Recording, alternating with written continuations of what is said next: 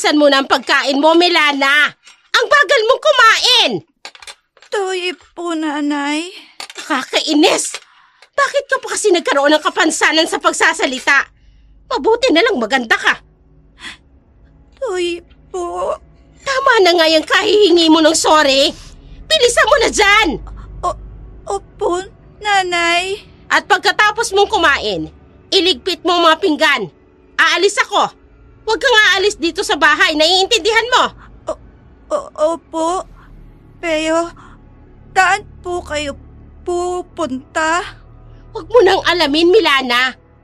At hoy, kapag umuwi ang ate Charlie mo, sabihin mo mag-iwan ng pera pang grocery.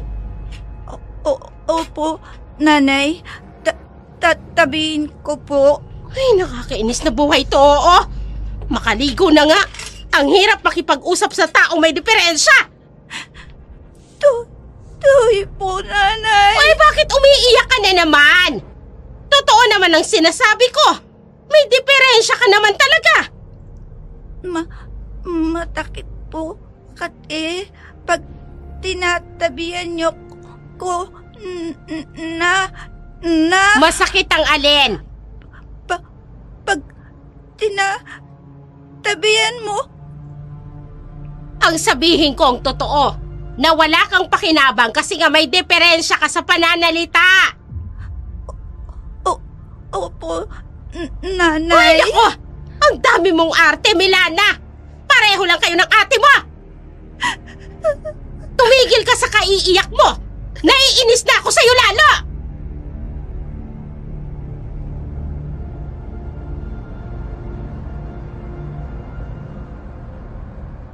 Napaiyak na lamang ang dalagitang si Milana sa mga tinuran ng kanyang inang si Senny. May dyslexia si Milana, dahilan kung bakit hirap siyang bigkasin ang mga salita. Dahil dito, napipilitan siyang huminto sa pag-aaral sapagat palagi siyang binubuli. Samantala, sa kanyang ate Charlie naman, isang working student na nagtatrabaho sa isang fast food chain sa bayan. Kung tutuusin, dapat ay nakapagtapos na ang ate niya, ngunit palagi itong naihinto sa pag-aaral. Kaya naman, kasalukuyan pa lamang itong nasa ika-4 na taon sa kolehiyo.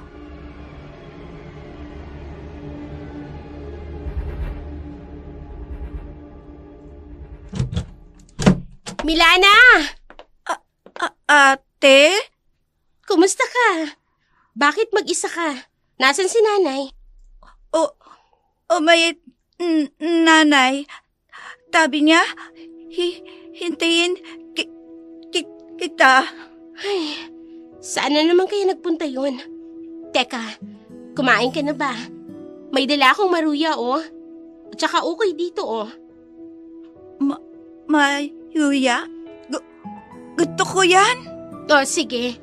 Paghatian natin, ha? Hindi pa kasi ako kumakain, eh. Ay, siya nga pala, Milana. May maganda akong balita sa'yo. Tungkol iyan, ate? Nakahanap na ako ng magandang part-time job sa bayan. Makakaipon na rin ako para sa speech therapy mo. Talaga, ate? Pero magkano tahod? Medyo malaki-laki ng konti. At natitiyak ko, malaking tulong yon para maipagamot kita. Ang mahal kasi ng per hour ng therapy, eh. Parang 2 araw ng pasok ko sa fast food chain. Nakakaya tayo, ate. Kahit wag na po. Milana, gusto kong maging normal ka. Para sa kinabukasan mo naman itong ginagawa ko.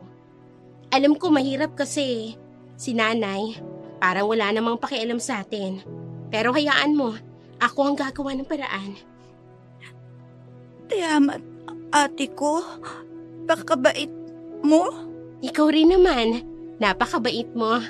Payakap nga ako sa napakaganda kong kapatid na yan. Tige, gusto ko yan. Yakap tayo, ate. Malalampasan din natin to, Milana. May ipapagamot din kita. Pangako yan. Payagi ko po pinagdadatal yan. At matutupad ang lahat ng dasal mo dahil gagawa si ate ng paraan para makapag-therapy ka, ha? Tiyamat, ate ko.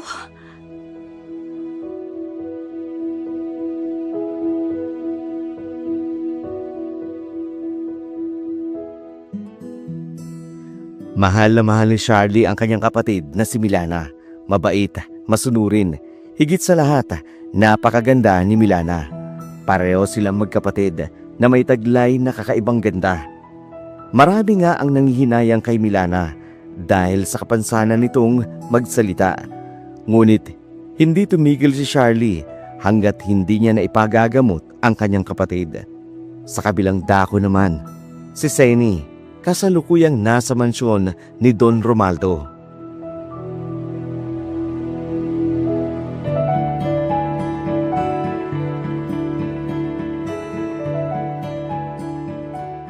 Don Romualdo naman, bigyan mo naman ako kahit konting palugit lang. Pangako, magbabayad ako sa'yo.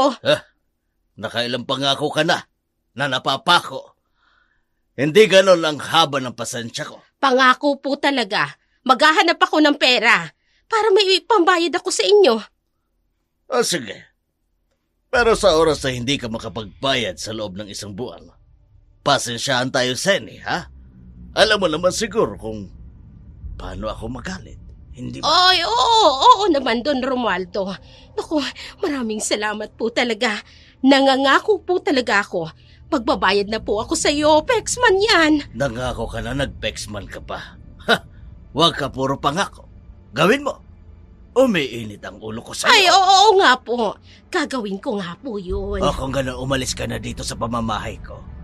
Bago pa magbago ang isip ko. Oo, Don Romualdo. Aalis na po ako.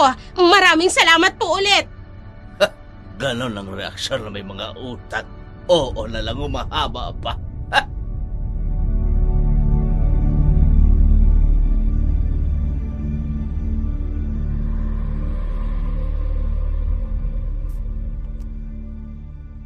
Matapos makipag-usap kay Don Romaldo, agad nang umalis si Seni sa mansyon ng matanda. Kilala si Don Romaldo bilang isang mayamang negosyante sa kanilang baryo. Halos kalahati ng lupain doon pagmamay-ari ng biyodong Don. Pagka-uwi ni Seni sa kanilang bahay, naabutan niya ang kanyang panganay na si Charlie na abala sa pag-aayos ng mga gamit.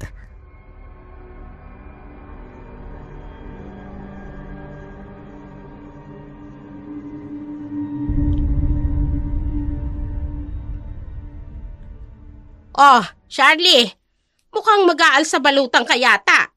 Ang dami naman ng mga gamit na yan na inilalagay mo sa maleta mo. Parang wala ka ng balak bumalik ah. Medyo matatagalan po kasi ako sa bayan, inay. May bago na po kasi akong part-time job, kaya medyo madalang akong uuwi. Ano namang part-time job yan? Malaki bang sasahurin mo? Hindi na po mahalaga yun.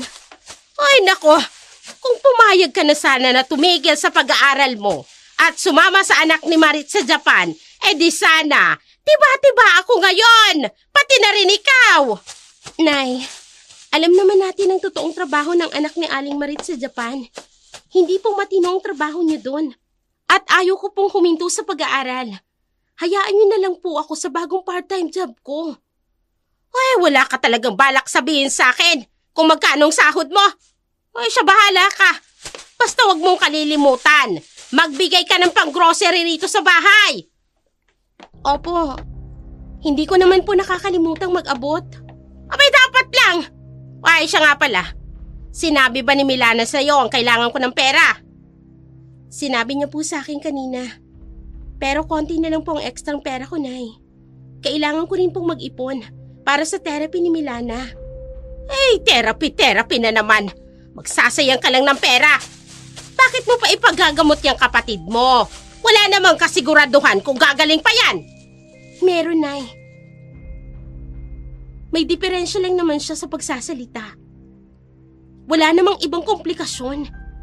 Ay, nako! Nagsasayang ka lang ng oras mo at ng pera mo.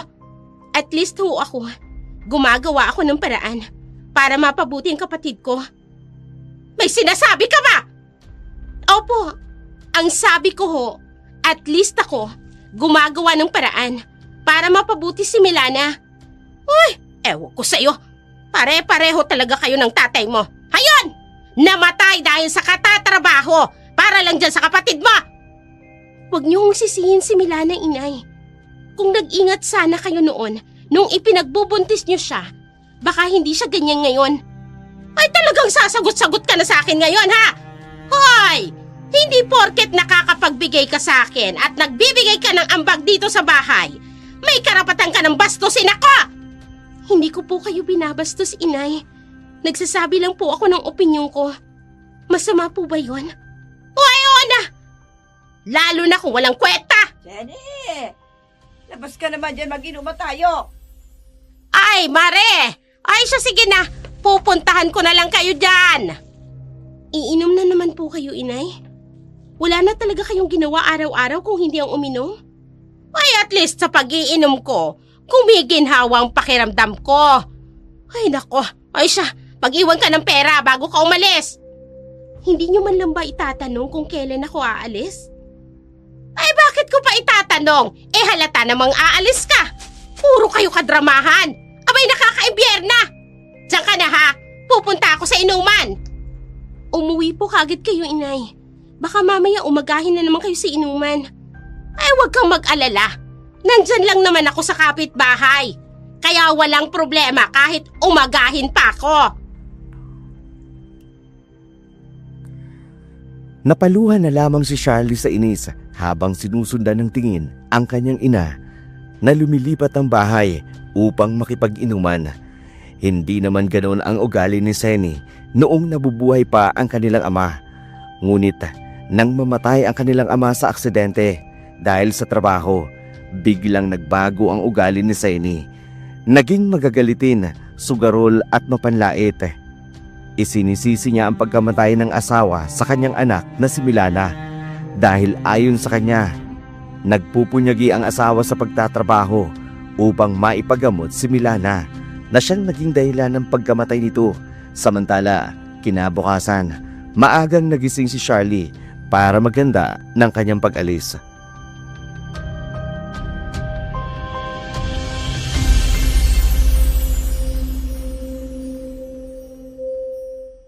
Ate, aay ka na? Oo, Milana. Pero huwag kang mag-alala. Babalik din naman si ate. Magpapakabait ka, ha? Huwag maging pasaway sa nanay. Alam mo naman si nanay, mainit lagi ang ulo nun. Payagi naman ako, papakabait kay nanay. Pero, mintan-mintan, galit tata akin. Pagpasensyahan na lang natin, Milana. Ganyan talaga siguro kapag tumatanda na. Gayit tat akin. Kate, nititi niya. Milana, hindi mo kasalanan yun. Aksidente yung nangyari. Wala kang kasalanan. Pero, ate... Tama na yan. Ganito na lang, ha? Sabayan mo na lang ako mag-agahan. Tapos, ihahatid mo ko sa labas ng tarangkahan natin para mag-abang ng masasakyan. Igi po, miss ko yun yung yuto mo, ate. Ano bang gusto mong iluto kong ulam? Ityog at gatat at tinangag. Yun lang naman pala eh. O sige, magluluto na ako ha. Maupo ka lang dyan. Tutuyong nako tayo, ate. Wag na. Kaya na ni ate to. Tige, ate ko, ikaw po, baya, uupo ako dito. Sige, maupo ka lang dyan. Mabilis lang to.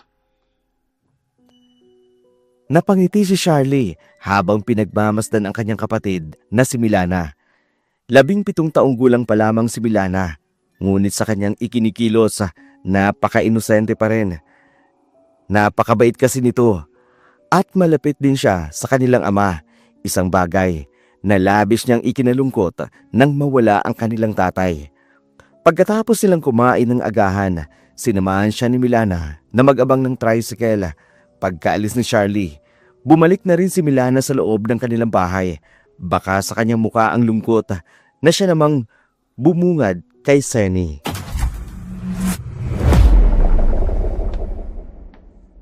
Oh, ay bakit ganyan ang itsura mo, Milana? Ang aga-aga, daig mo pang binagsakan ng langit at lupa. Umayit na po ka, ate. Ay, nako. Ay, yun lang naman pala. Natural, aalis yung ate mo. Kasi nga may bago daw siyang trabaho. At isa pa, alam mo namang mataas ang pangarap ng ate mo. Gusto ka daw i-therapy. Akala naman may pag-asa ka pa. Mayon naman daw, nanay. Talagang umaasa ka rin. Ay, nako, Milana. Kahit managinip ka pa ng gising, hindi na maayos yung diferensya sa pananalita mo. Ipagtimpla mo na lang ako ng kape nang may pakinabang ka naman sa akin. Opo, nanay. Lalagyan ko po ng gatat. Wag na. Purong kape at asukal mo lang. Bilisan mo na dahil masakit ang ulo ko. Sige po, nanay. Ay, buhay. Magkaroon ka nga naman ng kausap na may diferensya. Ewan ko na lang. Tuyo po, nanay. Sige na, ano ba? Ang dami pang dada. Ipagtimpla mo na ako ng kape. Opo, nanay. Napaluan na lamang si Milana. Dahil sa tinura ng kanyang ina, mas lalong bumaba ang tingin niya sa kanyang sarili. Dahil ang nanay niya, madalas siyang tawagin may diferensya.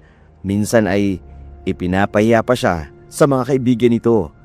Bagay na mas lalong ikinasasama ng loob ni Milana. Matapos maipagtimpla ng kape si Senny, umupo na siya sa katabing upuan ng kanyang ina.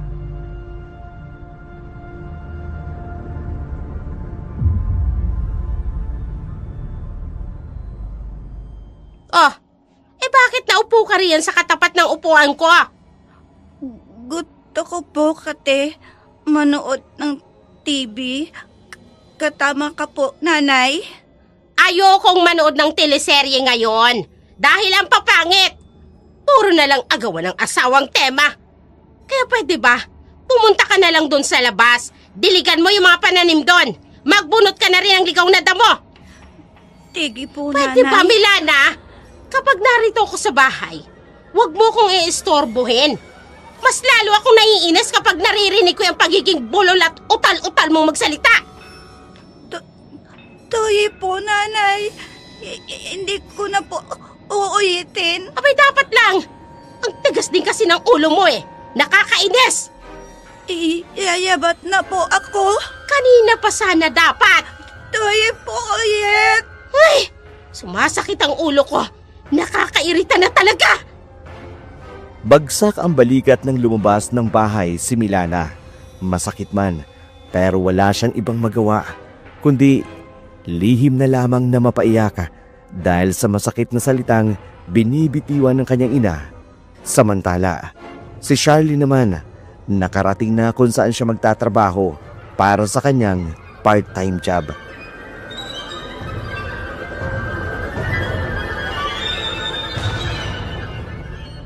Ito ang magiging station mo. Salamat po, sir. Walang anuman. Nakita ko na rin pala ang class schedule kaya ako na mag-a-adjust ng shift mo dito sa store para hindi ka mahirapan. Talaga po? Naku, maraming salamat po talaga. Don't worry. Katulad mo rin ako nung working student ako kaya alam ko ang struggle mo. Naku, sir. Hindi naman po sa nagpapaawa ako. Pero ang totoo po niyan, may kapatid po kasi ako may diferensya sa pagsasalita. Gusto ko pong tulungang maipa-therapy. Ang bait mo naman na kapatid. Ako lang po kasi ang maaasahan niya eh. Wala na po kasi ang tatay namin. Sorry to hear that. Siya nga pala. Nakita ko sa resume mo taga San Carlos ka pala. Opo, sir. Taga roon nga po ako. Bakit po? Taga doon din kasi ang parents ko. Wow, talaga po? Oo. May lupain din kami doon. Minsan bumibisita ako kapag may bakanting oras. Binibisita ko yung uncle ko doon. Siguro, isa kayo sa may kaya sa San Carlos. Di naman, seniority lang. Paano? May iwan na kita dito. Kapag may kailangan kang tanungin mo si Marky. Yung bading po? Oo, huwag kang mag-alala. Mukha lang yung maldita pero mabait yun. Sige po, Sir Premo. Salamat po ulit. You're welcome. Masayang inilibot ni Charlie ang kanyang paningin sa loob ng store na papasukan niya. Agad niyang napansin ang maluwag na espasyo at ang kaaya-ayang ambience na nagbibigay ng modernong pakiramdam. Nahati na ang lugar sa dalawang bahagi, para sa take-out at para sa dine-in. Sa bawat section, may nakatalagang 5 empleyado na abala sa kanilang mga ginagawa. Hindi rin nakapagtataka kung bakit kilala at dinarayo ang Primus Cuisine. Malakas ang dating nito bilang isang sikat na store/restaurant na tila ba sa bawat sulok ay maingat na dinisenyo upang makaakit ng mga customer. Matapos niyang masuyong libutin ang buong paligid, tinungo niya ang ikalawang palapag. Doon ay nanatili sa mga in-house na empleyado ng restaurant. Tila isa pang mundo na naghihintay sa kanya.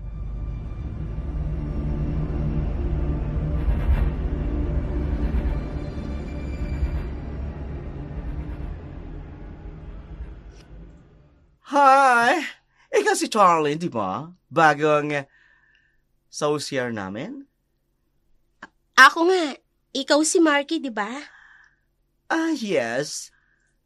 Ako ang pastry chef dito sa Primo Cuisine. Welcome to the team, Charlie. Salamat. Natutuwa nga ako kasi ang bait ni Sir. Kasi tinanggap niya ako kahit part-time lang ako. Mabait talaga yun, lalo na sa mga estudyante katulad mo. Huwag kang mag-alala, tutulungan kita sa kusina. Puti kasi ako, kaya alam ko ang lahat from cold to hot kitchen. Salamat, Marky. Isang team tayo dito kaya dapat lang magtulungan tayo. Sige, pasok ka na sa kwarto mo para makapag-ayos ka na at makapagpahinga ka na. Sige, salamat. Kita na lang tayo mamaya. Okay. Masayang pumasok si Charlie sa loob ng kanyang silid, bagamat medyo maliit ito. Hindi niya maiwasang mapangiti. May isang ceiling fan na dahan-dahang umiikot, isang maliit na bedside table at isang double deck na kama. Napansin niya ang ilang gamit na nakapatong sa itaas na bahagi ng kanyang kama, kaya't naisip nitong okupado na iyon. Kaya naman, naupo na siya sa bakanting kama sa ibaba. Habang humihinga ng malalim, tila dama niya ang panibagong simula. Kinuha niya ang kanyang cellphone, agad na tinawagan ang kanyang kapatid, sabik na maibahagi ang kanyang karanasan.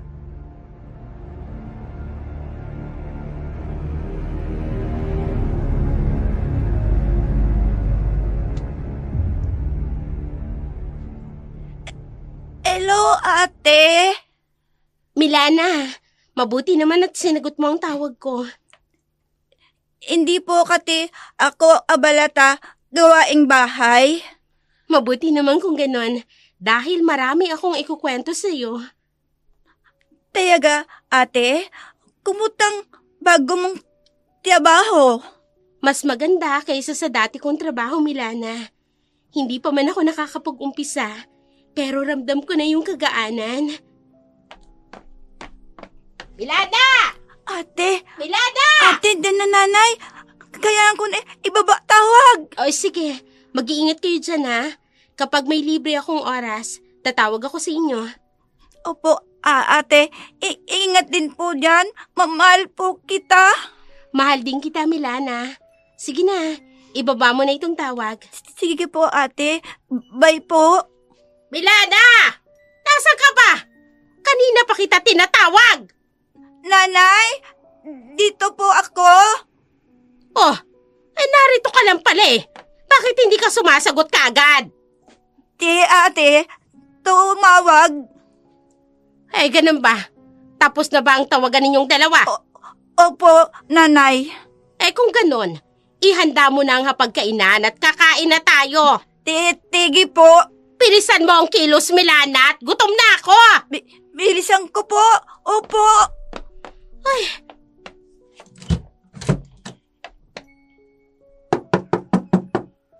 Ano na naman ba yan? Ganitong oras may distorbo pa din. Hoy! Buksan mo muna yung pintuan! Opo, nanay.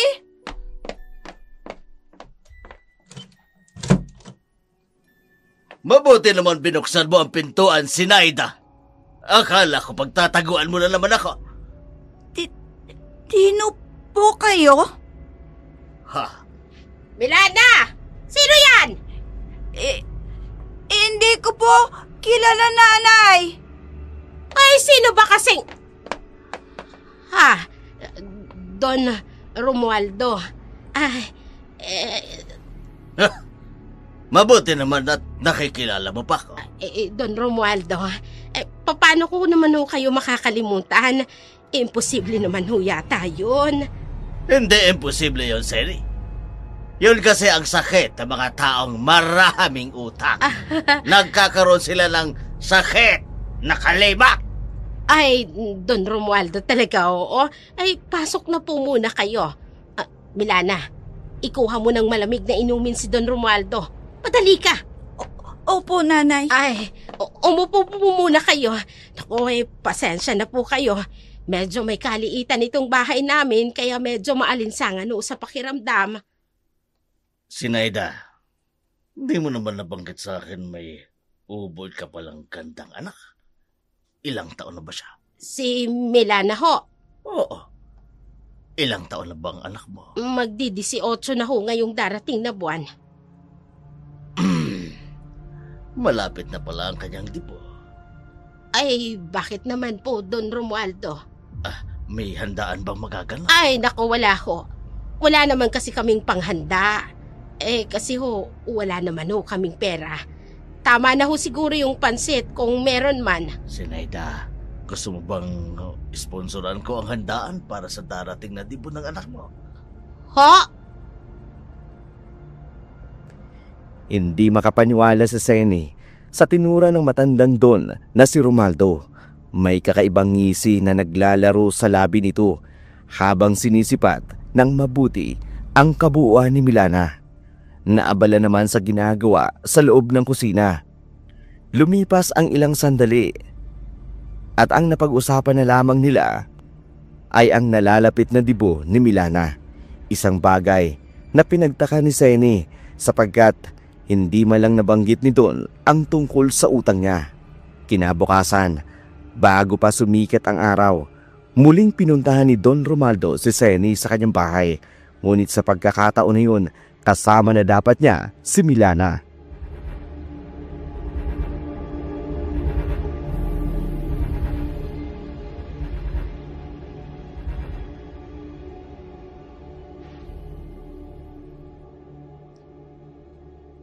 May nakalimutan ho ba kayong sabihin sa akin kahapon, Don Romualdo? Oo. Kinapos kasi ako ng oras kahapon. Tungkol ho ba ito sa pagkakautang ko po sa inyo? Seni. Don Romualdo kasi... Seni. Alam ko naman na wala kang pambayad sa akin. At huwag ka na magpaliwanag. Maglolokohan lang tayong dalawa niyan. Don Romualdo, pasensya na po. Naghahanap naman pasensya po ba yan? talaga ako ng paraan Kaso wala lang po talaga akong mahanap. Huwag kang mag-alala. May naisip akong paraan. Upang hindi ka na mamroblema pa sa pagkakautang mo sa akin. Ay, talaga ho ba? Anong paraan naman ho yun? Ibigay mo sa akin si Milana. Si Milana? Don Romualdo naman. Anak ko ho yun Ayaw mo? Madali lang naman akong kausap. Pwede kitang idemanda at sisiguraduhin ko makukulong ka! Don Romualdo, wag naman po ganon. Pero bakit naman po si Milana ang natipuhan ninyo? Meron pa po akong isang panganay na anak. Yun ho, wala pong diferensya yun. Kilala ko ang panganay mo, Seni. Aaminin ko. Napakaganda rin niya. Pero kasi kumbaga, kung sa puno ugatan na yun. Marunong na yun mga tuwiran at lumalapan. Pero itong si Milal, hilaw at kaya-kaya pang manipulahin. Pero mahihirapan po kayo sa kanya. Kasi nga po may diferensya po sa pananalita. Hindi mo na problema yun, Seni. Mas gusto ko nga yun Tikumlak parati ang bibig niya. O ano? Pumapayag ka ba? Hindi nyo na ho ba ako sisingilin sa pagkakautang ko? Hindi na. bibigyan pa kita ng pera buwan-buwan. Pera ho. Oo, Buwan-buwan. O ano, paya? Deal or no deal? Ay, Ano? hindi. Ano? Hindi pa ho ba? Grasya na ho yung lumalapit. Syempre naman po. Gusto ko po Sene, yun. Yan ang gusto ko sa'yo. Opo, buwan-buwan po. Mukhang pera. Sa araw ding yun, iniwan ni Sene si Milana sa poder ng matandang doon. Umiiyak ang dalagita. Hindi makapaniwalang ginawa siyang ipagpalit at iwan ng sariling ina sa kamay ng taong pinagkakautangan nito. Nanay! Huwag mo ako iiwan dito! Bayang awan niyo na! Iiwan ka na dito. Hoy, Milana, huwag kang mag-alala ha. Mas makakabuti ito sa'yo. Kaya pwede ba, bitiwan mo na ako. Ayoko ba? Tadama ako tayo, nanay! Bitiwan mo na sabi ko. Bitiwan mo ako. Nanay! Tutulak mo ako! Saan ka na nga? Ang dami-dami mong arte. Nanay!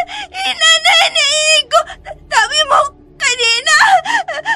Bakit mo ako benta? Nanay ko! Huwag mo nang itanong. Hoy, saan ka na? Nanay! Huwag mo ako iiwan dito! Sinabi ng bitiwan mo ako eh. Hindi ka sasama sa akin. Maiiwan ka rito. Abay, sawang-sawa na ako sa'yo. Wala ka namang pakinabang sa akin.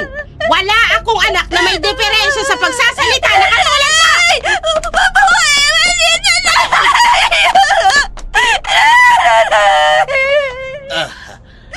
Huwag ka na umiyak, Milana. Wala ka na magagawa. Binenta ka na ng nanay mo sa akin. At hindi ka na rin makakalabas dito ng bahay ko. Simula sa araw na ito, dito ka na lang sa bahay ko. Dito ka na lang iikot ang buhay mo. Ayaw ko! Sabi ko naman kanina, wala ka na magagawa. Dahil sa akin ka na. Bayad ka na! Hindi! Ayaw ko! Ate ko! Ate ko! Huwag ka nang umatungal dyan! Ika ka dito sa kwarto ko! At may gagawin tayong dalawa. Dito tayo! Huwag ka nang umiyak at magpumiglas! Sumama ka na sa amin! Halika na! Pagtigas ng ulo mo!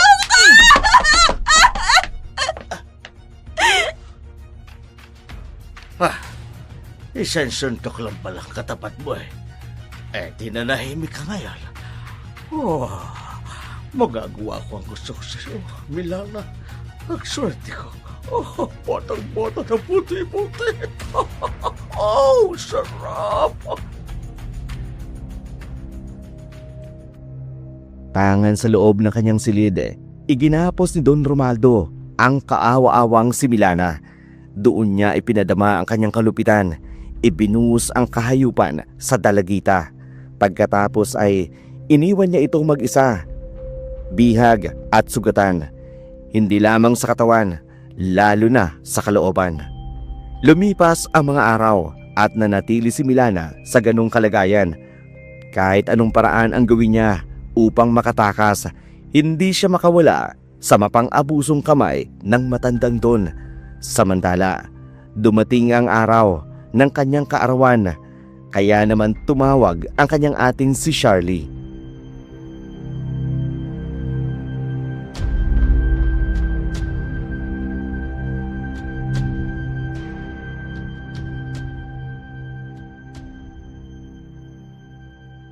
Hello, Milana. Happy birthday, Bunso! Charlie! Nay, bakit kayo pong sumagot? Nasaan po si Milana? Ha? Ay, ano kasi? Inutusan kong bumili sa tindahan. Kaya akong sumagot ng tawag mo. Ganun ba, Nay? 18th birthday po ngayon ni Milana. Maganda naman po kayo kahit pansit lang.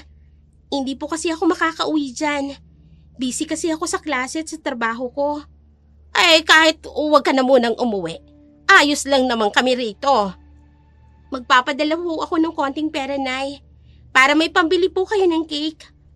Ay, wag na. Ako nang bahala. Talaga po? Kayo ang bibili ng cake ni Milana? Oo. Ako may pera pa naman ako rito. Kaya sige na. Sasabihin ko na lang sa kanya na tumawag ka Bumalik ka na sa trabaho mo! Day off ko po ngayon. Tatawag na lang po ulit ako mamaya. Ay, naku, wag na.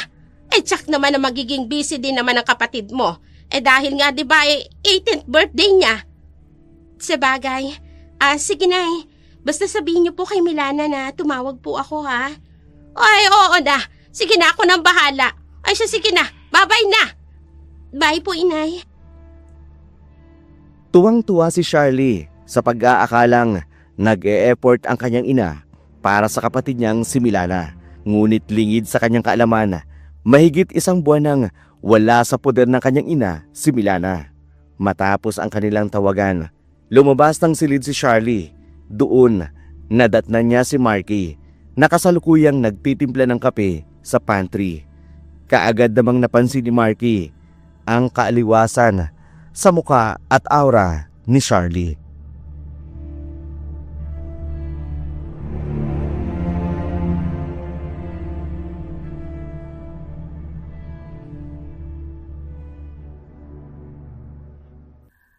Mukhang masaya ka yata ngayon, oh. Oo, tumawag kasi ako sa bahay. 18th birthday kasi ngayon ng kapatid ko. Naku, happy birthday! Kamusta sa kapatid mo? Salamat.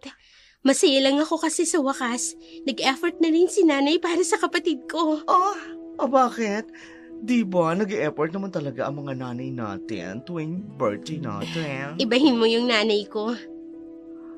Okay. May family problem kayo, no?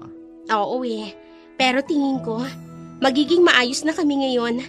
Sayang nga, hindi ako makakauwi. Prelims kasi namin Tapos, busy pa dito sa resto. Tama ka dyan. Pero si Sir Premo, uuwi yata ng San Carlos.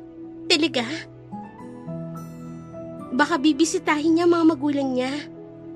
Baka nga Ay, ang gwapo talaga ni Sir Carlos. Nakaka-on. Uy, ikaw talaga. Ha? Bakit natigilan ka, Charlie? Narinig mo ba yon? Ang alin? Yung tibok ng puso mo. Tibok ng puso ko. Ang girl, tinatakot mo ako, ha? Wala naman ako naririnig, Pero ang lakas ng pintig ng puso mo. Huwag mo ko takutin dyan, ha? Sa'yo na nga itong kape. Baka mamaya atakihin ako sa nervous ko sa'yo, ha? Pero totoo talaga, Marky. Kunin mo lang yan, girl. Mabuti pa, magkape ka muna. Para naman magising yung diwa mo. Huwag mong tinatakot. Labis ang pagtataka ni Charlie sapagkat tiyak siyang narinig niya ang malakas na tibok ng puso ni Marky. Ganun pa man, pinili na lamang niyang magkibit balikata. Inisip na marahil guni-guni niya lamang ang kanyang narinig. Lumipas ang maghapon. Isang text lamang ang natanggap niya mula sa numero ni Milana. Nagsasabing masaya raw ito sa kanyang kaarawan. Naging panatag tuloy ang loob ni Charlie. Naniniwalang nasa mabuting kalagayan ang kanyang kapatid.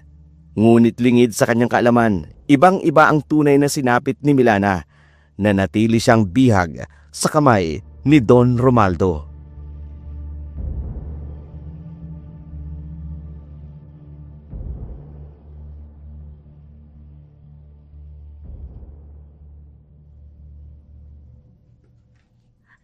Palabatin niyo ako dito! Toyong! Palabatin niyo ako dito! Laki ka talaga ng babaeng ito. Bisit! Hoy! Sa oras na hindi ka tumahimik dyan, bubusa lang kaya bibig mo! Ayang awa mo na! Palabatin niyo ako dito! Hindi ka ba talaga titigil? Gusto ko na umuwi! Ayoko na tayo! Matamak ka! Bisit ka, ang ingay-ingay mo Alam mo naman, ang mabuti mong gawin dyan sa loob, maligo ka dahil tatabi ako sa'yo mamaya pag tulog na. Awa mo na! Ayoko na! Ayoko na! Wala ka nang magagawa, Milana, dahil bayad ka na. Ebelenta ka na sa akin na mukhang pera mong ina. Wala ba din mo ako dito? Sino naman kaya ang istorbong ito? Hoy, Milana! Huwag na huwag ka magkakamaling lumika ng ingay dyan! Papatay kita! Tumahimik ka! Sandali lang! Sino ba kasing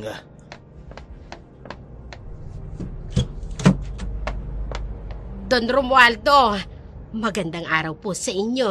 Oh, ano ginagawa mo dito sa bahay ko? Maniningi lang ho ng bayad nyo sa akin, Don Romualdo. Oo nga pala. Ayan. Umalis ka na.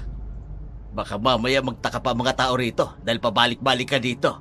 Huwag kang mag-alala, Don Romualdo. Nagawan ko na ng paraan ang bagay na yan. Ay, mabuti naman.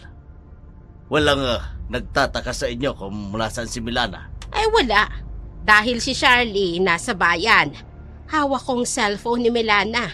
Tinetext ko pa rin siya at nagpapanggap akong si Milana. Ang mga kapitbahay namin, ang pagkakaalam nila, nasa poder ng kamag-anak ko si Milana. Ibang klase ka rin ano. Magaling kang humabil ng kwenta.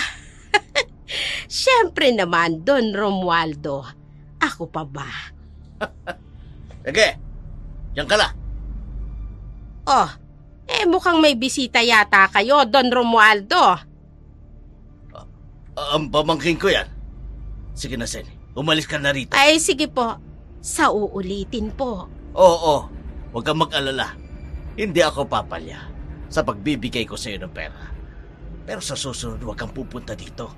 O ipapaabot ko na lang sa iyo sa mga tauhan ko. Masusunod, Don Romualdo. Dali-daling umalis si Senny mula sa bahay ni Don Romualdo. Hindi lamang pinag-aksayang lingunin ang gwapong lalaking kabababa pa lamang mula sa isang magarang itim na pick-up truck. Pagkarating niya sa kanilang bahay, agad niyang inaya ang kanyang mga kaibigan upang uminom at magsugal.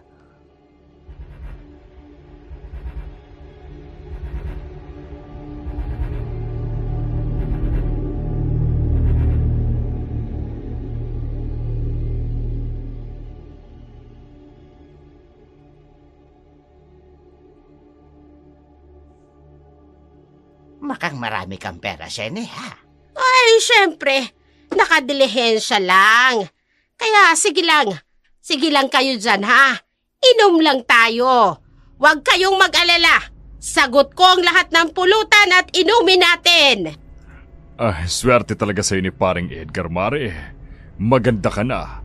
Madiskarte ka pa. Sayang nga lang at maagang nawala si pare. Gimo, huwag mo namang ungkatin si Edgar. Mas lalo lang akong nalulungkot. Sa ngayon, gusto ko lang namang magsaya kasama kayong mga kumpare at kumare ko. Ay, talaga. May alam akong pwedeng gawin natin upang mas sumaya ka. Ay paring Gimo, mamaya niyan malaman niya ni Mare. Abay katabi ko lang siya kahit medyo maluntay na yan. Lasing ng mga yan. Kahit umalis tayo dito ngayon, hindi mo mamalayan ng mga yan na wala tayo. Ano naman ang gagawin natin? Hihit-hit tayo nito. Marijuana. Ay pero pare. Hindi lang basta marijuana yan, Mare. May bato din ako rito. Ano? Papayag ka? Sasama ka na sa akin? Uy, sige. Gusto ko ring subukan ng mga yan. Bagong experience ba? Ay, kung ganon, tara. Doon tayo sa loob ng bahay nyo. Para walang istorbo. Uy, di sige. Tayo na. Pumasok nga sa loob ng bahay sina Senny at Gimo habang naiwan ang iba nilang kainuman. Kasama ng asawa ni Gimo na si Marita sa labas. Walang kamalay-malay sa ginagawang pagtataksil ng kanyang asawa at kumare. Sa loob ng bahay ni Senny, hindi lamang paghit-hit nang ipinagbabawal ng gamot ang kanilang ginawa, kundi higit pa roon. Kaya naman kinabukasan, gano'n na lamang ang pagkabigla ni Senny nang magising siya.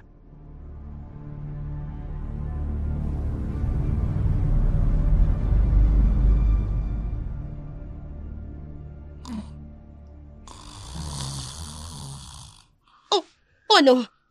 Hoy, Gimo! Gimo, gumising ka riyan! Hoy! Ba, tutulog yung tao. Umaga na! Totoo pala lahat. Akala ko'y nananaginip lang ako kagabi. May nangyari sa atin. Hindi ka na nanaginip. Totoo ang lahat ng yun.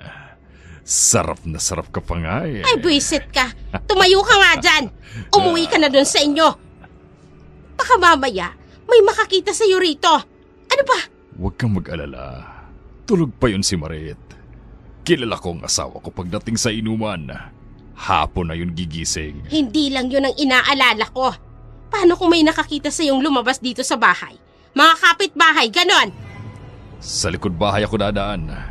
Huwag kang mag-alala. Halika muna rito. Tabi ka muna sa akin. Ano ba? Tumahimik ka. Bitiwan mo nga ako. Ano ba? Pare naman eh. Oh. Ay lang yan naman oo. Bakit tumatawag to si Charlie ng ganito kaaga? Tsak na, hanapin na naman ito si Milana. Oo nga pala. Nasa na nga maganda pero bulol mong anak? Wala dito. Nasa kamag-anak ko. Talaga ba? Oh, ano ibig sabihin yan? Ay, wala naman. Medyo, alam mo na, tagilid ang paniniwala ko. Hoy, Gimo. Nagsasabi ako ng totoo. Kaya pwede ba umalis ka na? Sige, aalis na ako. Pero babalik ako rito mamayang madaling araw. Bakit naman? Kasi, gagapangin kita. Kaya huwag mong isasara ang pintuan. Ha? Ewan ko sa'yo. Sige na, umalis ka na lang. Umalis si Gimo ng umaga na yun, samantalang naiwan si Seni. Pinagmamasdan niya ang walang tigil na pag-ring ng cellphone ni Milana. Nag-aalangan kung sasagutin niya ba ito. Nauubusan na rin siya ng palusot kay Charlie kung bakit palaging wala si Milana tuwing tumatawag ito. Sa huli, napilitan siyang sagutin ang tawag sa pangambang mas lalo lamang magdududa si Charlie kung patuloy niya itong iiwasan.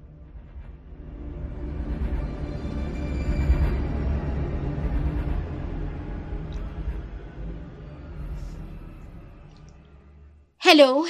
Milana? Hello, Charlie? Wala rito ang kapatid mo. Nay, bakit po nasan siya? Palagi na lang po siyang wala tuwing tumatawag ako dyan. Inutusan kong pumunta sa simbahan para itanong kay Padre kung anong tulong ang pwede nating ibigay para sa darating na piyesta. Ganun ho ba? Bakit niya po iniwan ang cellphone niya? Ha? Ay, Kwan, hiniram ko muna. Hiniram? May cellphone naman po kayo, Nay. Ay, nasira. Pinapaayos ko sa technician kaya naki-insert na muna ako ng SIM card ko. Ay, si Milana naman, total eh. Dual SIM naman ito. Ganun po ba? Nay, sabihin niyo naman po kay Milana.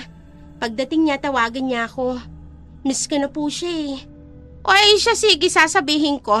Ay sige na, kailangan ko nang ibaba ito. May kailangan pa akong gawin. Sige po, Inay. O ay siya, sige. Bye. Ay, nako. Nakakainis, oo. Hindi dapat malaman ni Charlie na ibinenta ko si Milana kay Don Romualdo. Dahil natitiyak ko, gagawa siya ng paraan para bawiin si Milana. Abay, hindi pwedeng mawalang perang sustento sa akin ng Don. Lalo na't buwan-buwan yun. Sa halip na magsisi sa ginawa niya kay Milana, mas pinili ni Seni na itago ang kanyang kasalanan sapagkat mas inuna niya ang perang buwan-buwan niyang natatanggap kay Don Romualdo. Sa kabilang dako naman, sa bahay ni Don Romualdo, kasalukuyan pa ring nakakulong si Milana sa isang silid upang hindi ito makita ng panauhin ni Don Romualdo.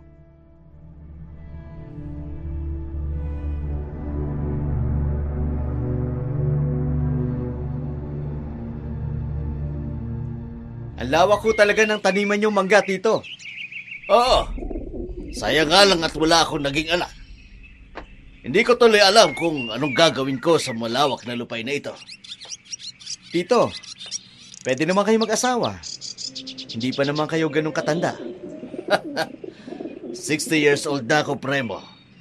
Palagay mo ba'y may papatol pa sa akin at gugusto'y magkaanak sa akin? Tsako kung meron man, pera ko lang ang habol. Kaya talaga, Tito. May matino pa naman sigurong babae sa panahon natin ngayon. Ewan ko lang, Premo. Bihira na matinong babae sa ngayon. Sa bagay, siya nga po pala, Tito, pwede ko ba kayong gawing supplier ng mga mangga? Oo naman. Mas maganda nga yun at kikita ako. May bagong tayo ho akong restaurant sa bayan. Gusto ko sana mag-eksperimento ng recipe gamit ang mangga. Kapag ho nag-click, kukunin ko kayong supplier para hindi na ako lalayo pa sa iba, di ba? Tama. Pamangkin nga kita, Premo. Business-minded ka, katulad ko. Ano ho yun? Ang lakas ng kalabog na yun, Tito, parang galing ho sa basement ninyo. Wala yun, iho. Huwag mo lang intindihin. Marahil po sa labang iyon. Sigurado ho kayo? Gusto niyo ho ba tingnan natin? Naku, wag na. Kagaya nga ng nasabi ko sa'yo, baka pusa lang. Alam mo naman kasi marami mga ligaw na hayop ang nakakapasok dito sa bahay ko. Kailangan na yata iparenovate. May point po kayo, Tito. Medyo may kalumaan na po itong pundasyon ng bahay ninyo.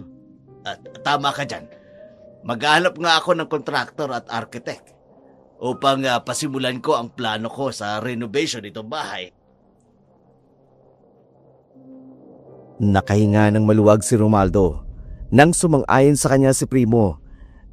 Nangangalit ang kanyang mga panga dahil lumika ng ingay si Milana. Kaya naman, nang magpaalam na si Primo na aalis muna saglit, kaagad na pumunta si Romaldo sa basement kung saan nakakulong ang pobreng dalaga. Pagkapasok pa lamang niya ng pintuang bakal, natagpuan niya agad si Milana, nakahandusay, walang saplot at tila hinang-hina. May bahid pa ng mga suka sa lababo.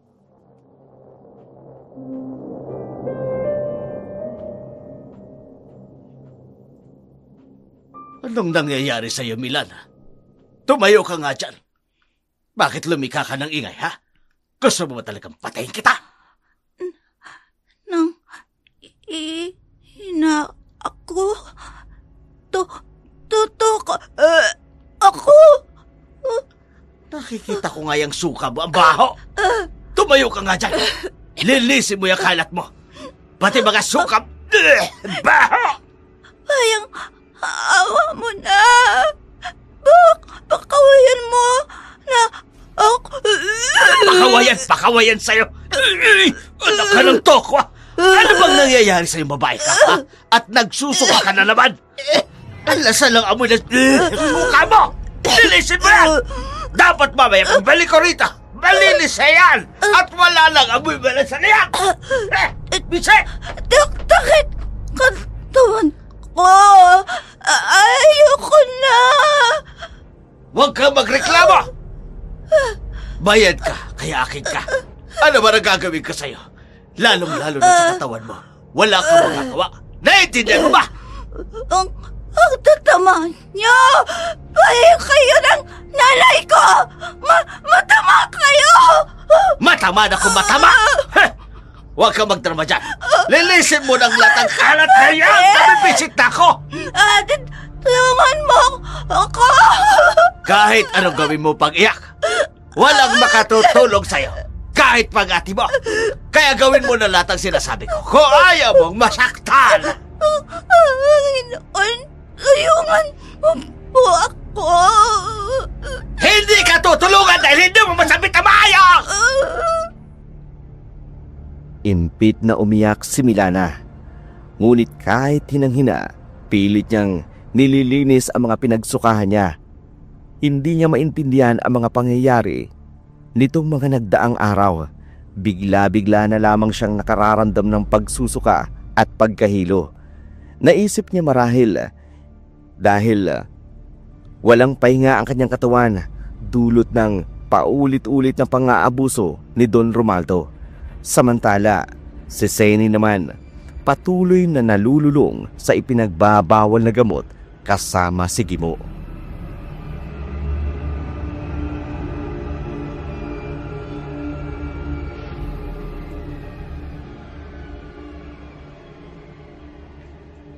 Ay, ang sarap talaga sa pakiramdam, ano? Oo. Sabi ko naman sa'yo ito ang kakaibang level ng life to the highest level. Inglesero ka na ngayon, Gimo, ha? Napapanood ko lang yan sa TV. Courtesy of Manoy Eddie Garcia. Ay, parang hindi naman nag-i-English madalas yun sa mga pelikula niya. Ay, ito. Tikman mo to. Mas mataas ang dosage nitong gamot na ito. Ay, oo nga, no. Mahal ba ito?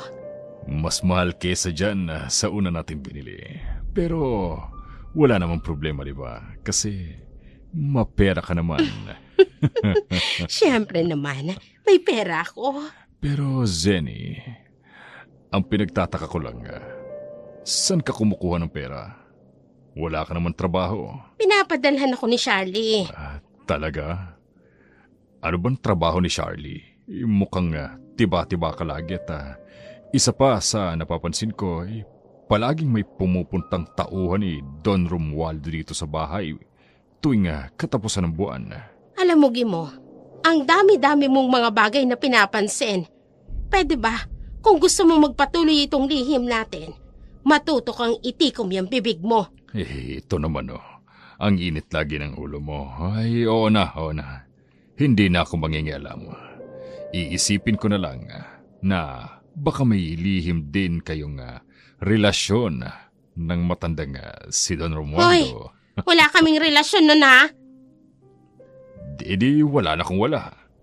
Ang mabuti pa, ipagpatuloy na lang natin ang paghit-hit at kapag high na tayo, pupunta na tayo sa langit. Sige.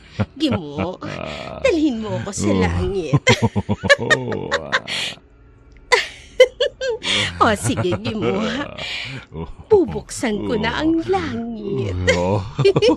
Sige, papasok na si San Pedro.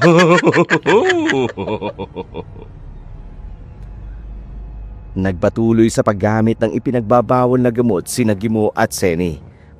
Matapos ito, muli na naman nilang isinasagawa ang kanilang kataksilan. Naging ganito na ang nakagawian ng dalawa. Halos lahat ng perang nakukuha ni Senny mula kay Don Romualdo, nauubos lamang sa sugal, alak at droga. Labis naman natuwa si Gimo dahil bukod sa libre na siya sa bisyo, malaya pa siyang nakikipagsiping kay Senny. Samantala, sa bahay naman ni Don Romualdo, patuloy pa rin nagdurusa si Milana sa walang katapusang kalbaryong kanyang dinaranas.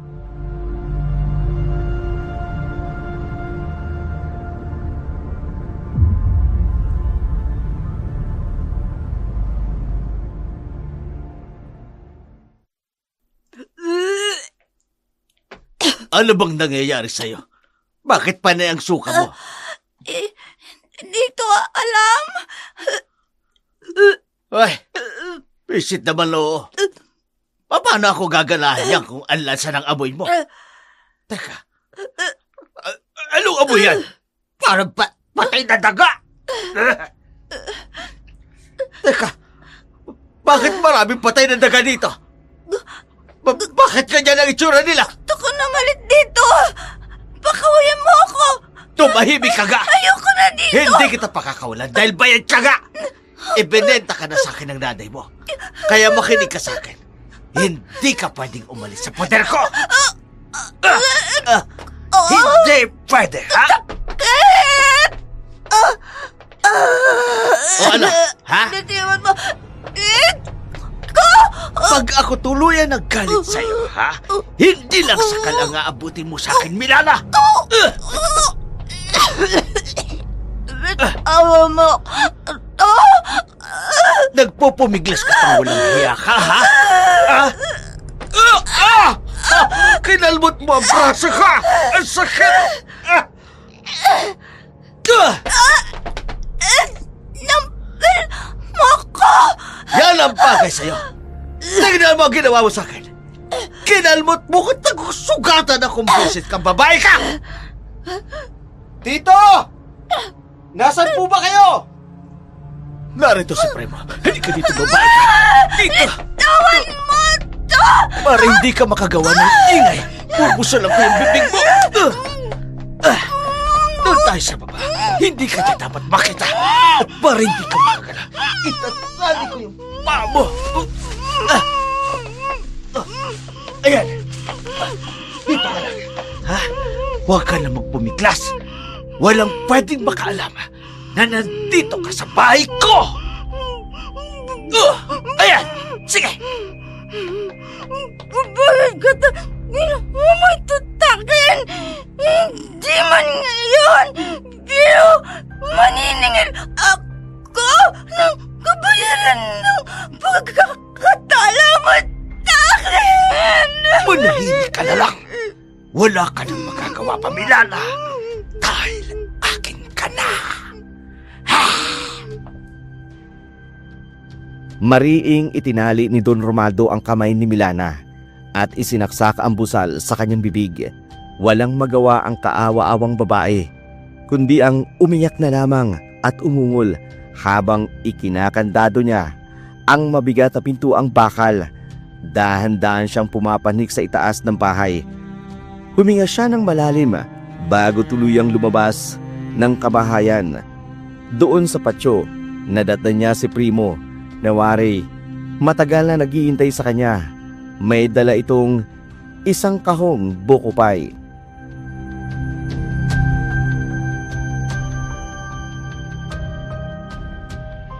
Tito, kanina ko pa kayo tinatawag. Gusto ko sanang pumasok sa loob eh. Pasensya ka na, Primo. Nasa likod kasi ako ng bahay. Teka, mukhang may dala kang bagong lutong buko pa ya. Opo, pinabibigay ni Mama. Sabi niya rin kasi baka may oras ka tito na dumalaw ka man daw sa bahay. Ayaan mo kapag nakaluwag-luwag ako.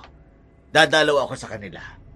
Medyo busy kasi ako ngayon. May darating na araw eh. Dahil magpapaani ako ng mangga. Sinabi ko na nga po sa kanila. Pasok ka sa loob ng bahay, Primo. Pagsaluhan natin yung buko pie na dala mo. Sige po. Masarap po talaga ito dahil kalalabas lang po ng oven. Mukha nga. Halika, doon tayo sa loob. Siya nga po pala tito, pwede bang dito muna ako magpalipas ng gabi sa bahay niyo? Ha? Alis po kasi si Mama. May dadalawang pagtitipon sa kabilang bayan. Boring po kasi ako sa bahay eh. Sige, walang problema. Talaga po? Nako, salamat tito. Anak ng tinapa. Matitigang pa ako ngayong gabi. Pero hindi ko naman pwedeng hindian si Premo. Baka mamaya ano bang isipin nito sa akin? Walang nagawa si Romaldo kundi pumayag sa pakiusap ng pamangkin niyang si Premo. Pagkapasok nila sa bahay, agad nilang pinagsaluhan ang buko pie na dala ng binata. Habang kumakain, nagkukwentuhan sila tungkol sa negosyo hanggang sumapit ang hapunan.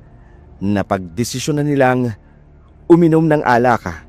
Isang nakagawian nilang magjuhin tuwing umuwi si Primo sapagkat malapit sa loob nito ang kanyang tsuhin. Mabait na tao ang pagkakakilala ni Premo kay Romaldo kaya't labis ang tiwala niya rito. Nakadalawang bote sila ng alak nang mapansin ni Premo na unti-unti nang lumulupaypay si Romaldo. Sinubukan niya itong gisingin ngunit tila hindi na ito tumutugon kaya naisip niyang nakatulog na marahil dahil sa kalasingan.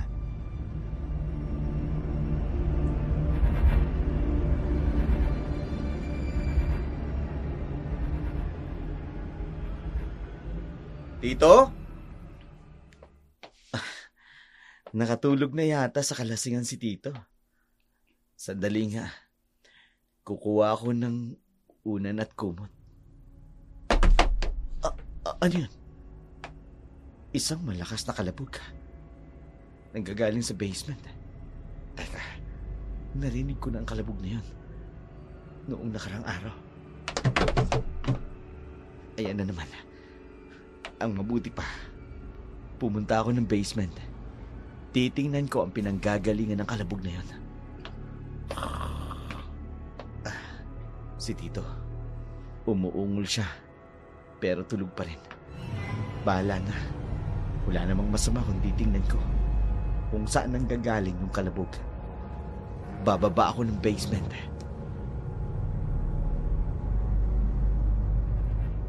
Dahan-dahang tinahak ni Premo ang pintuan patungo sa basement. Nang susubukan niya ng buksan ito, nakahinga siya ng maluwag dahil agad itong bumukas. Maingat niyang tinahak ang hagdanan pababa. Pagdating niya sa pinakadulo, kinapa niya ang main switch upang magbigay ng liwanag sa paligid. Sa pagbukas ng ilaw, tumambad sa kanya ang napakalansang kahon na lalagyan ng mga inaning mangga. Wala namang kakaibang bagay ang kanyang napansin, kaya't nagpasya na sana siyang umalis. Ngunit bago pa siya makatalikod, bigla na lamang muling umalingaw-ngaw ang isang malakas na kalabog mula sa kailaliman ng basement.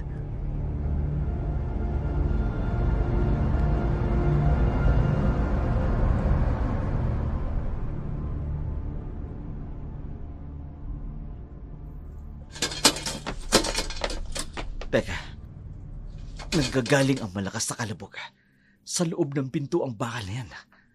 Anong meron dyan? Lalapitan ko ng dahan-dahan.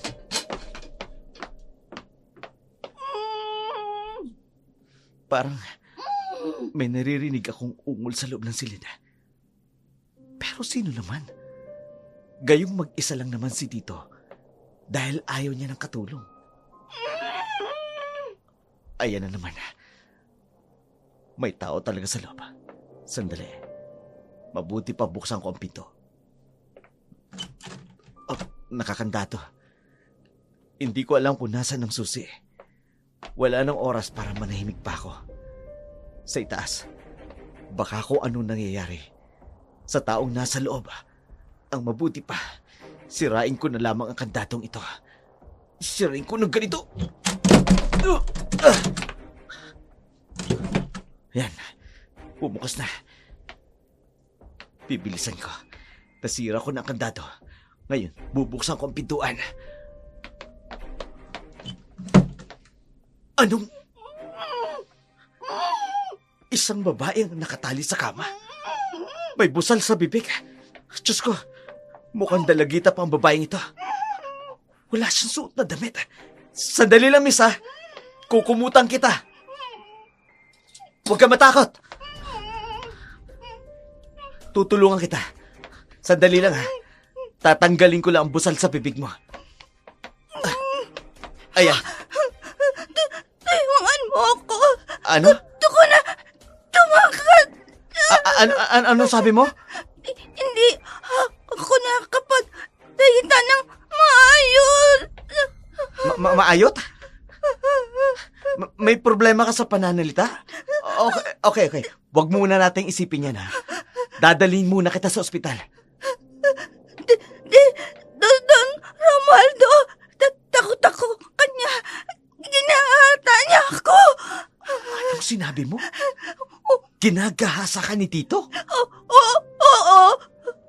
Diyos ko, kung totoo man ang sinasabi mong yan, miss, hindi ako makapaniwalang magagawa ni Tito ang bagay na yan. Tayungan mo ako. Oo, tutulungan kita. Halika, aalalayan kita. Dahan-dahan lang, ha? At iaakyat kita sa hagdan. Takit katawan ko. Kawawa naman siya. Maraming pasa ang katawan niya at nangangayayat na rin. May mga dugo siya sa kamay niya. Kailangan ko siyang maialis dito. At madala sa malapit na ospital. Gusto ko makita ate ko. Oo, miss. Pero sa ngayon, kailangan maialis kita dito. Kaya kumapit ka sa akin. Dadaling kita sa ospital. Bilis!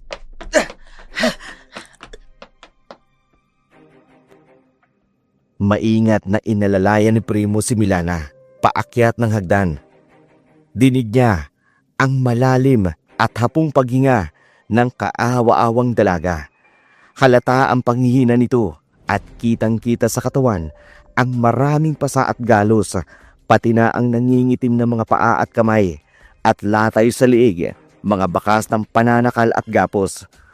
Pagkarating nila sa sala, bumungad sa kanila ang tulog na si Romaldo. Kaagad na dinala ni Premo si Milana sa labas ng bahay. Nag-aalala na baka magising ang kanyang tiyuhin.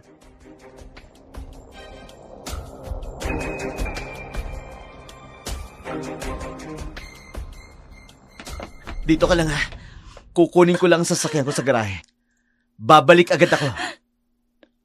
Tige, Mabilis na lang ako. Dito ka lang. langiya ka, Don Romaldo. Magbabayad kita. Ginawa mo sa akin.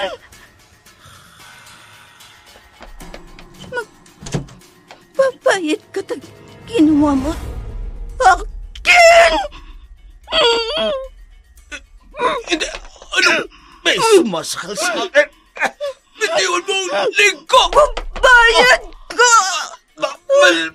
Milana! Paano? Hindi ako payo ka. Bitiwan mo ako. Ako tayo. Hindi. Ano yung tsura ba? Bakit naging ganyan ka? Hindi! Tulong! Matay. Miss! Miss, nasaan ka? Tulong! Remo! Oh, Diyos ko! Tito! May sumisirit na dugo sa tagiliran nyo! Inatake ako ng aswang! Anong aswang? Yung babaeng nakahandusay. Tila wala siya malay. Miss! Tulungan mo ko, Prema! Tulungan mo ko! Oh, Diyos ko! Sino bang uunahin ko sa inyong dalawa? Kailangan ko makahingi ng tulong. Dapat dali ko silang pareho sa ospital.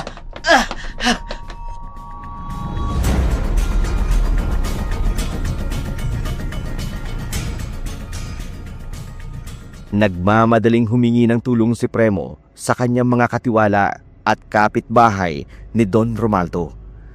Kaagad na lang dinala ang dalawa sa ospital. Labis ang pagtataka ni Premo nang makita niya ang malaking laslas sa tagiliran ng kanyang tiyuhin. Doon niya lamang napansin ang mga kalmot sa kamay nito. Samantala, ang babaeng sinagip niya sa loob ng basement, kasalukuyang walang malay. Agad niyang inalam kung sino ang mga kamag-anak ng babae. Labis ang kanyang pagkabigla nang matuklasan kung sino ang kamag-anak nito. Gayunpaman, tinawagan niya pa rin ang isa sa kanila.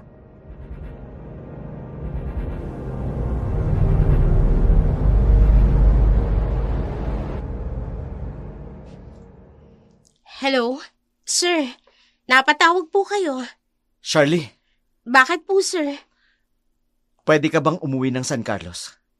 Ngayon, Ho? Bakit po? nasa ospital kasi ako ngayon. At narito ang kapatid mo. Dinala ko siya sa ospital. Ano ho? Si Milana? Paano nangyari yun? Mahabang kwento. Pero please, kung maaari bumiyahe ka papunta rito. Kailangan kita rito. Lalong-lalo ng kapatid mo. Saka ko na ipaliliwanag sa'yo kapag nandito ka na. Sige po, pupunta na po ako ngayon sa terminal. Hintayin niyo po ako dyan. Sir, marami kang dapat ipaliwanag sa akin. Sige, hihintayin kita. Nanghihina at nagmamadaling mag-ayos si Charlie. Paalis na siya. Halos takbuin ang terminal ng jeep patungong San Carlos. Naaabutin ng higit 2 oras ang biyahe, ngunit wala siyang pakialam. Ang tanging nais niya lamang makarating sa pampublikong ospital ng San Carlos at malaman ang tunay na lagay ni Milana. At maintindihan kung paano ito napunta sa ganong sitwasyon. Lumipas ang ilang oras, tuluyan na siyang nakarating sa ospital. Kaagad naman siyang sinalubong ni Primo na may magulong itsura at halatang puyat at litong-lito. Ang sabi ng doktor, buntis ang kapatid ko.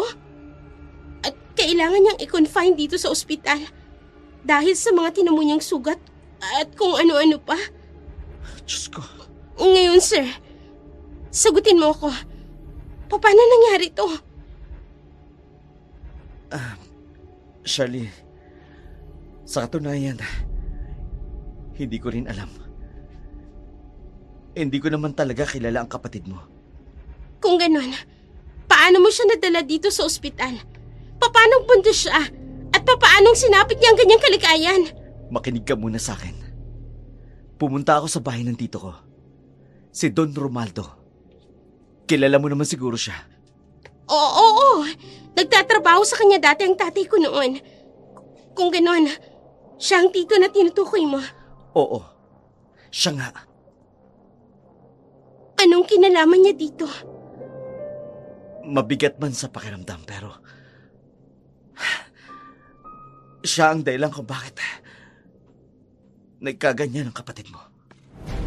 Ano? Nakita ko ang kapatid mo sa basement ng bahay ni Tito. Nakatali. Walang saplot kaya tinulungan ko siya. Iniwanan ko siya saglit sa labas ng bahay ng Tito upang kunin ang sasakyan ko sa garahe upang dali siya dito sa ospital. Pero pagbalik ko, nakahandusay at duguan na si Tito. Tinatawag niyang aswang ang kapatid mo. Hayop siya? Siya pa may ganang tawaging aswang ang kapatid ko? Nasaan ang hayop mong tiyuhin? Kailangan panagutan niya ang ginawa niya sa kapatid ko. Mapapatay ko siya, Primo! Huminaon ka, Charlie. Critical din ang kalagayan ng tito ko ngayon.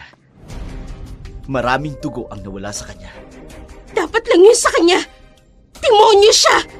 Hindi na siya naawa sa kapatid ko. Napakabata pa ni Milana para maranasan niyang ganitong karahasan. Alam ko, Charlie. Kaya nga tutulungan ko kayo. Oras na gumaling si Tito, kakasuhan natin siya ng kidnapping at rape. Tutulungan mo talaga kami? Oo, tutulungan ko kayo. Hindi ko kukonsintihin ang kabaluktutan ng tiyuin ko. Pangako yan. Kailangan kong umuwi sa amin. Kailangan kong makausap ang nanay ko. Galit na galit si Charlie sa nangyari sa kanyang kapatid. Halos kumulo ang dugo sa kanyang mga ugata. Nanginginig ang buong katawan niya sa galit sa ilang buwan lamang niyang pagkawala na pahamak na ang kapatid niya. Kaagad siyang umuwi sa kanilang bahay, ngunit hindi niya tinawagan ang kanyang ina. Gusto niyang sorpresahin ito at malaman kung ano ang kapabayaan niya na nagdulot ng pangyayari sa kanyang kapatid. Na ayon sa kanyang ina, laging nasa maayos ang kalagayan ni Milana tuwing tumatawag siya. Pagkarating niya sa kanilang bahay, dininig niya ang masigabong tugtugan, inuman, tawanan ng kanilang mga kapitbahay. Dinaanan niya lamang ang mga ito, hindi binigyan ng pansin kahit tinawag siya ng ilan sa kanila. Dumiretso siya sa loob ng bahay. Doon niya naabutan ang kanyang ina na sumasayaw kasama si Gimo.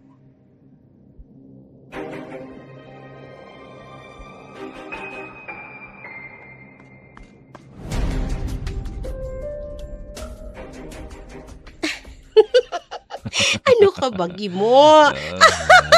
Ano ba, huwag dyan? Nakikiliti ako dyan. Lambot kasi ng tagiliran mo, Zenny. Ganito pala ang ginagawa mo, Nay. Oh. Magaling! Charlie. Nak ng toko naman, Zenny. Ba't yun ako? Mukhang nagaan yung dragon yung anak mo eh. Ano? Hoy, Gimo! Huwag ka nga alis! Lokong to! Anong hindi? Baka mamaya, malaman pa to ni Marit. Ano? Magtuturoan na lang kayong dalawa? Ang kakapal ng mukha nyo? Lalo ka naman, Gimo! Kapitbahay ka lang namin! Kumpari ka pa ng tatay ko! Tapos nagawa mong kapangin ng nanay ko. Hoy, Charlie. Hindi ko ginusto to Pumatol lang kusa yung nanay mo sa akin. Ay naku, hayop ka. Ikaw ang naunang magpakita ng motibo sa akin. Anong ako? Aling Marit! Ang asawa mo at ang nanay ko! Gumagawa ng katarantaduhan! Hoy! Charlie, tumigil ka nga! Charlie, wala namang ganyanan. Sige, alis na ako. Mabuti, dahil nandyan ang asawa mo. Maret, mahal, umuwi na tayo. Doon na tayo sa bahay. Halika na. Bilisan mo! Walang hiya ka, Charlie! Tingnan mo ang ginawa mo! Na-iskandalo tayo! Mas walang hiya ka, inay! Dito pa talaga sa bahay na ipinundar ni Itay! Ang kapal mo! Wala kang karapatang bastusin ako! May karapatan na ako ngayon dahil pinastos mo ang pamamahay natin! Sagutin mo ako, Nay! Alam mo ba ang nangyari kay Milana? Anong ibig mong sabihin? Ang sabi mo sa akin, nasa maayos siyang kalagayan. Pero bakit nangyari ito sa kanya? Ano bang sinasabi mo? Hindi kita maintindihan. Nasa ospital si Milana. Naka-confine. Buntis at muntik nang mamatay. Ano? Ngayon, sagutin mo ako. Paano humantong sa ganito ang lahat, Nay? Hindi ko alam. Hindi ko alam. Pistado na kita, inay. Ang kailangan ko na lang, klarifikasyon mula sa'yo. Dinala ko siya sa bahay ni Don Romualdo upang maging katulong niya. Dahil naghahanap siya ng katulong. Nay naman, kaya nga ako nagtatrabaho. Kahit hirap na ako. Tapos ito lang ang gagawin mo. Tapos ikaw anong ginagawa mo? Nangangabit at nagdodroga! Ay, tama na, Charlie. Wala naman akong kasalanan. Kailangan ko ng pera. Wala na akong pangtustos dito sa bahay. Sa sarili ko. Ay, isa pa, may mga utang tayo. Utang mo lang yun, ay. Dahil kinastos mo lang naman yun sa lahat ng luho mo. Tapos ngayon idinadamay mo pang kapatid ko? Anong klaseng ina ka? Abay, sumusobra ka na, ha? Ikaw ang sumusobra, Nay! Sa oras na may mangyari kay Milana, baka makalimutan kong nanay kita! Charlie! Labis ang galit ni Charlie sa kanyang ina. Halos sabay-sabay ang mga revelasyon na kanyang natuklasan. Kaya't sa mga oras na yun, nagpasya na siyang lumabas ng kanilang bahay at muling bumalik sa ospital. Wala na siyang pakialam kahit dinig na dinig pa niya ang pag-aaway ni Marit at Gimo. Pagkarating niya sa ospital, kaagad siyang sinalubong ng nurse at nagsabing gising na raw si Milana. Agad siyang nagmadali at nagtungo sa silid nito. Milana, kapatid ko, mabuti naman at kising ka na. Ate ko? Dito ka na? Oo, narito na ako. Pasensya ka na, ha. Wala ako ng mga oras na kailangan mo ng tulong ko. Akala ko kasi nasa maayos kang kalagayan sa piling ni nanay. Bibenta niya ako, ate. Pinenta ka ni nanay kay Don Romualdo? Opo. Sabi ni Don Romualdo, kapayit ako ng utang ni nanay at bibigyan pa ng peya ni Don Romualdo buwan-buwan. Hayop sila! Sinasabi ko na nga ba, magbabayad sila sa ginawa nilang yun sa'yo, Milana! Ate, bago ako nawayan ng malay, may nangyari. Bigla kong tinugot Don Romualdo. Tapos niyat-yat ko tagiliran Umaba. Mga kuko ko, ate. Nagkukulay pula paningin ko. Ano? Kung ganun, ikaw ang dahilan kung bakit narito rin sa ospital ngayon si Don Romualdo. Milana, huwag mo nang isipin yun. Marahil dala lang yun ng matinding galit mo. Huwag kang mag-alala ha. Pagbabayarin natin sila sa ginawa nilang kahayupan sa iyo. Opo, ate. Hindi ako papayag na walang managot sa nangyari sa iyo, Milana. Hindi ako papayag. Sa galit ni Charlie, dahil sa nangyari, ramdam niya ang kakaibang daloy ng dugo sa kanyang kaugatan na tila ba sasabog siya sa galit, lalo na sa kanyang mga nalaman ng araw na yun. Muli siyang bumalik sa kanilang bahay. Pero ng mga oras na yun, hindi siya nag-iisang umuwi sa kanilang bahay. May kasama siyang lalaki. Gulat pa ang kanyang ina nang makita ang mga taong kasama niya.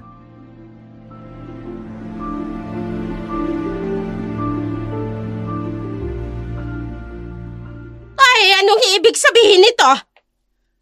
Mrs., ikaw ay hinuhuli namin sa salang human trafficking. Ano? Ay, ano bang sinasabi mo?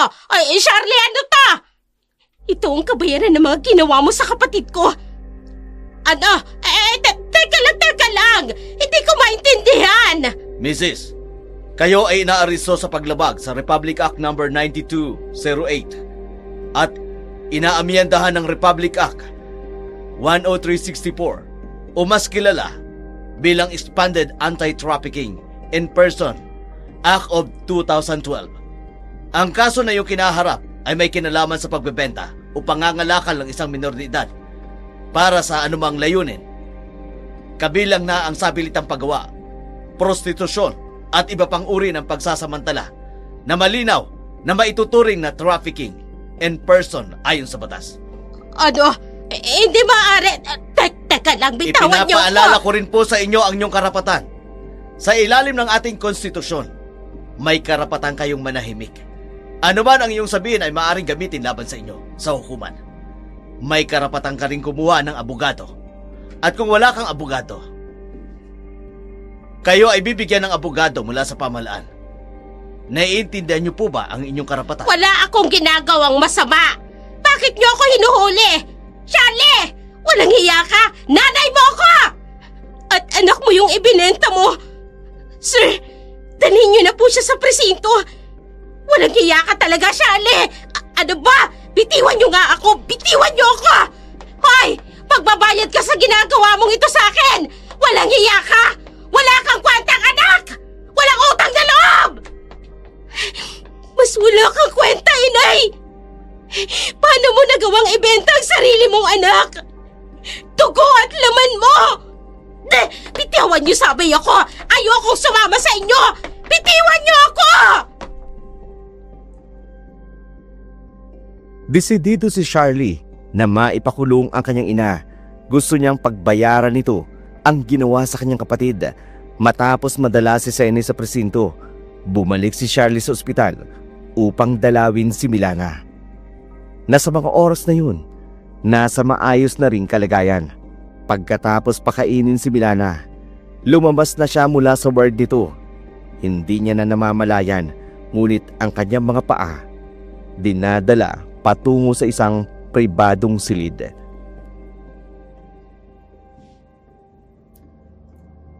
Shirley, Kilala mo pala ako, Don Romualdo. Mabuti naman. lumayo ka sa akin. Umalis ka dito. Bakit? Natatakot ka ba sa multo ng kasalanan mo? Ang kapatid mo, sinalaki niya ako.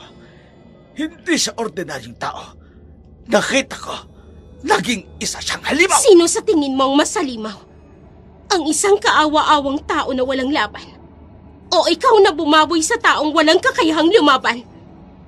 Magpapayat ka sa ginawa mo. Wala kang puso! Hindi! Ang mga mata mo'y nagiging kulay dugo! Katulad ka ni Milana! Hindi! Katulad ka rin ang kapatid mo! Mga halimaw kayo! Oo, Don Romualdo. Nasa dugo ng aking ama ang pagiging aswang. Ngayon ko lang nalaman ito. Pero huwag kang mag-alala. Gagamitin ko ng tamang pagiging aswang ko. Dahil sisingilin kita sa kasalanang ginawa mo sa kapatid ko! Ang ina mo ang may kasalanan ng lahat! Dahil mukha siyang pera! Kabay dapat magsisihin sa lahat ng iyon! Ang ina mo! Huwag kang mag-alala. Dahil kasalukuyan niya ng pinagbabayaran ang ginawa niya kay Milana. Sa ngayon, ikaw naman ang sisingilin ko! Wag! Hindi ako makahiga! Dibdib ka! Anong nangyayari sa'yo? Hindi ako makahiga! Hawak-hawak niya ang dibdib niya na parang hindi siya makahinga. Tito? Charlie? Anong nangyayari? Hindi yata makahinga ang tito mo. Sir, Sandali, tatawag ako ng nurse. Dali-daling lumabas ng ward si Primo. Tumawag ng nurse. Kaagad namang lumabas si Charlie. Hindi niya akalain. Aatakin sa puso si Don Romualdo sa kanyang pagdating. Sinubukan itong i-revive ng mga doktor. Ngunit hindi na naisalba pa ang buhay ni Don Romualdo. Kaagad din itong dinala sa kanilang bahay upang paglamayan. Hindi na nagtanong pa si Primo kung ano ang nangyari ng araw na yon na pumunta siya sa silid ni Don Romualdo. Marahil naiintindihan na ng binata ang sitwasyon batay sa malaking kasalanang nagawa ng kanyang tiyuhin sa kapatid niyang si Milana. Nailibing na si Tito.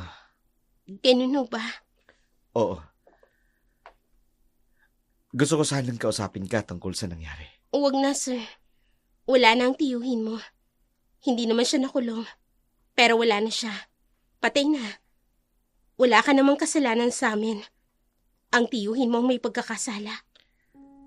Alam ko naman yan.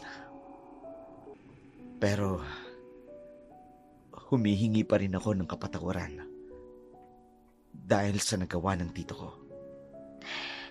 Huwag na ho natin pag-usapan pa yon. Siya nga pala, Charlie.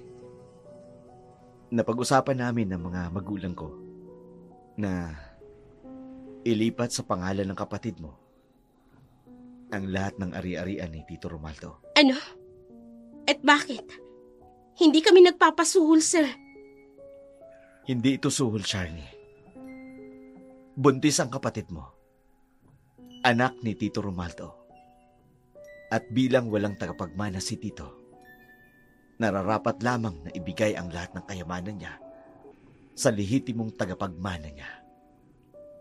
Ang pinsan ko ang dinadala niya ngayon. Sa bagay, may punto ka. Kakausapin ko ang abogado namin upang legal na maisaayos ang lahat ng dokumentong kailangan upang mailipat sa pangalan ng kapatid mo ang lahat ng ari-arian ni Tito. Salamat, Primo. Salamat at hindi ka katulad ng tiyuhin mo. Hindi ako kasing sama ng tito ko, Charlie. At ayokong sundan ang yapak niya. Hanggat maaari, gusto kong ituwid ang lahat ng pagkakamaling nagawa niya. Lalo na sa iyong kapatid. Salamat, Primo. Katulad ng sinabi ni Premo, kinausap nga sila ng abogado nito, ngunit inilipat ang mga ari-arian ni Don Romualdo kay Milana at sa magiging anak nito. Mabigat man sa loob ni Milana na tanggapin ang nangyari sa kanya, patuloy naman siyang ginagabayan ni Charlie upang malampasan ang lahat ng trauma na dinanas niya sa kamay ng kanyang ina at ni Don Romualdo. Ate, salamat. Tinama mo ako magtimba. Kailangan natin ng tulong ng Panginoon, Milana, upang mawala sa atin ang sumpang dumadaloy sa mga dugo natin. Mawawala pa kaya pagiging atwang natin? Manalig lang tayo, Milana. Makakahanap din tayo ng taong tutulong sa atin. Alam ko, hindi tayo pababayaan ng Diyos. Hindi ko naman gustong taktan ti Don Romualdo eh. Pero Nataktan ko siya, ate. Hindi mo kasalanan yon. At nararapat lang yun sa taong tulad niya. Hayok sa laman. Huwag mo nang isipin yon. Wala na siya. Nakakulong na rin si nanay. Ngayon makakapagsimula ka ng muli. Makakapag-therapy ka na at counseling na rin. Salamat, ate. Ate, hindi mo ko iniwan. Ate mo ko. At kahit na anong mangyari, hindi kita pababayaan. Kayo na magiging pamangking ko. At sisiguraduhin ko, mawawala ang pagiging aswang natin para makapamuhay tayo ng normal. Salamat, Panginoon. At hindi niya tayo pinabayaan, ate. Tama ka, Milana. Maraming salamat sa Diyos. Dahil kahit maraming masalimuot na pangyayari ang dumating sa atin, hindi niya tayo pinabayaan. Pipilitin ko tanggapin ang bata tatyang ko, ate. Kahit bunga siya ng panggagahasa sa akin. Alam ko magiging isa kang mabuting ina, Milana. Naniniwala ako.